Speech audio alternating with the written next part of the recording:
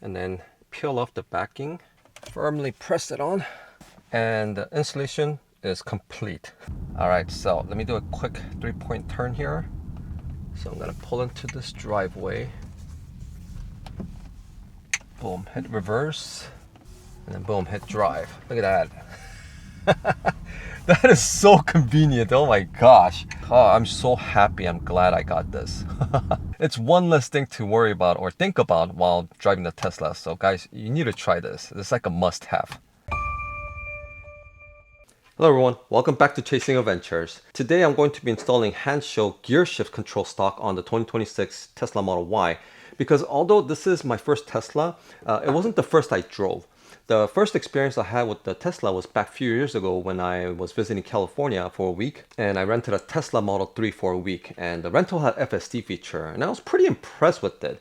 Not only that, even though I put about a little over 1,500 miles within a week, I only paid less than $80 to charge the Tesla. And to put it in perspective, gas price back then was around $5 or high $5, and it would have been hundreds of dollars to fill up a gas car. So I kind of made up my mind that our next vehicle will be a Tesla, and here it is now. However, the older Tesla had a gear shifter stalk, and while I kind of got used to changing the gears through the touchscreen, and you could call me old school, but I had a loaner while our Model Y was in service, and they gave me the same previous gen Model 3, and having an actual stock gear shifter stock was very convenient and easy to use, because I didn't have to take my hand off the steering wheel and look at the screen to make sure I'm swiping correctly, and also having a messy screen.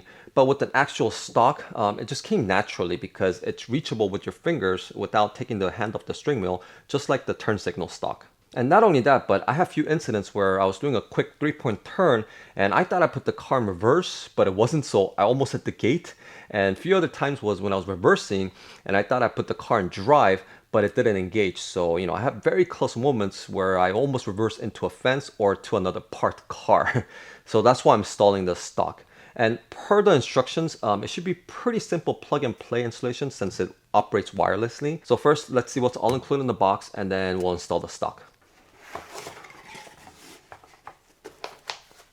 So in the box, we have the installation manual with the QR code, a trim removal tool, adhesion promoter, a wiring harness, and a USB-C charging cable, and the gear shift control stalk, and the remote receiver.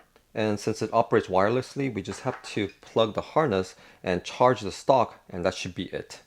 So first, we need to remove the rubber seal from the edge of the passenger front door.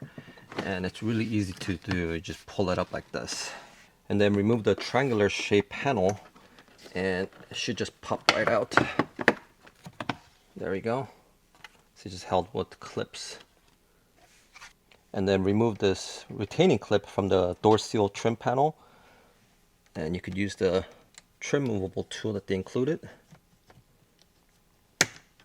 There we go. And then now we could remove the whole door seal panel here. So the best way to remove the door seal panel is to remove it from the bottom first. It just clips, so you pull it out. And then it pulls right out. And for the wiring, if you look back here, there's an empty plug that's not being used. So we're going to plug the blue plug into that. There we go. So the blue plug is plugged onto this. And this big one we're not going to use, so don't even worry about this one. And after that, we're going to plug the remote receiver. There you go. And then this is the power wire. So basically what you're going to do is remove this factory wiring harness. And then we're going to place this onto one end. And we're going to insert this male part into this end. There we go. And that's pretty much done with the wiring. So now what we have to do is do some cable management and then put everything back. All right, so I have all my cable managed, and if you look at the box, if you wired it correctly, you should get a red dot here. That means it's powered. So we're just gonna hide this in here too, and then put everything back. And next, we're going to clean the area where we'll be mounting the stock.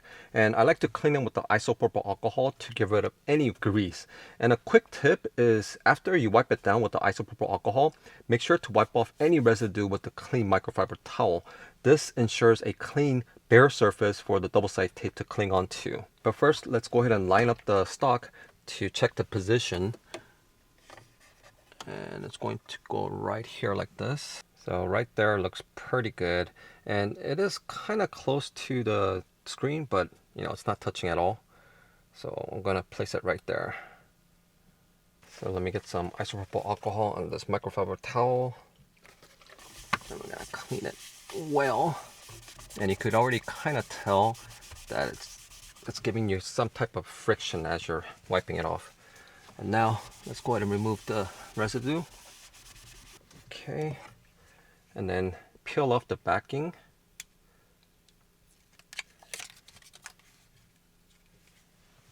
And carefully line it up again and stick it on. All right, and that looks good. And firmly press it on. All right, and the installation is complete. So now let's see if the stock works. So to put in reverse, I have to go up. Oh, close the trunk. My trunk was open. Okay, so now it works. Reverse, drive, tap to park. That is, yeah, that is so easy and effortless to, I mean, this thing is cool, but yeah, it leaves messy screen. And again, you have to take your hands off the steering wheel and look and make sure you're swiping either up or down correctly.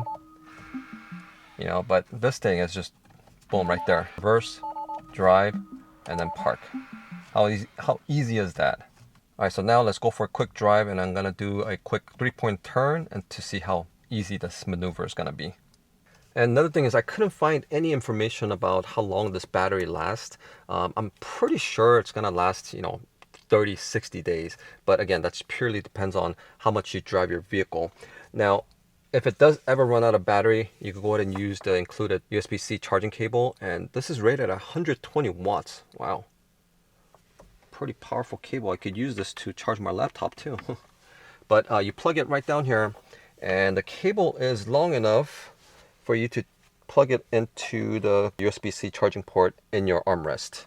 And again, yeah, the cable is long enough to do that. So that's how you charge it. And once it's on there, yeah, it's pretty solid. No issues. Cool. All right, so I got pretty dark, but I'll leave the dome light so you guys can see what I'm doing. All right, so let's do this. All right, so let me do a quick 3-point turn here. So I'm gonna pull into this driveway. Boom, hit reverse.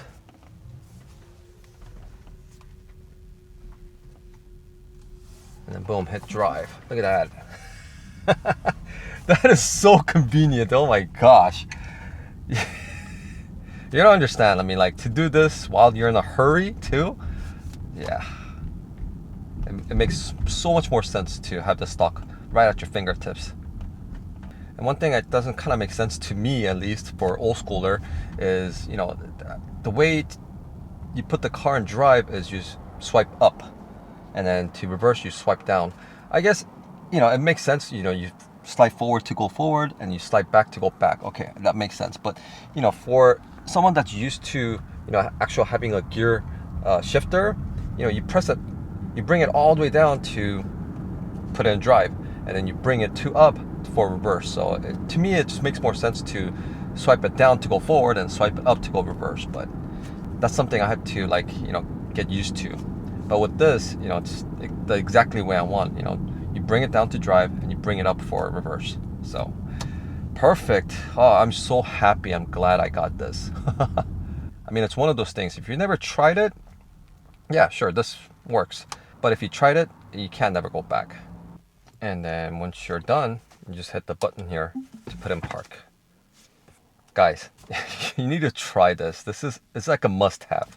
So that was very easy and quick installation, and now it's effortless to switch between gears. And best of all, no more greasy, messy screen. And it looks OEM enough. But I wonder why Tesla has removed the stock in the first place, because it's so convenient having an actual gear shifter stock. But if you guys know, please drop a comment down below.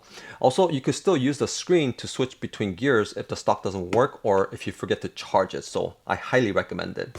And if you're interested, I'll leave a link in the video description along with the discount code for you guys. So make sure to check it out. And they also have one with the smaller screen that goes on top of the steering wheel.